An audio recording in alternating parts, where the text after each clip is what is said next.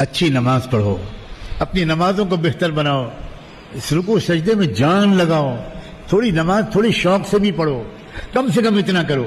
अब मेरी बात गौर से सुनना, हर नमाज के शुरू करने से पहले, हर नमाज से पहले चुपके से ये दुआ मांग लो कि अल्लाह अच्छी नमाज पढ़ने की तौफीक दीजिए।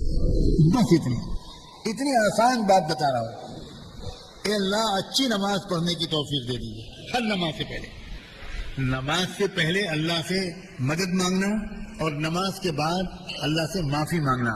अल्लाह जैसी नमाज पढ़नी चाहिए थी वैसी नमाज नहीं पढ़ सका, अल्लाह मुझे माफ कर दे, अल्लाह माफ कर दे।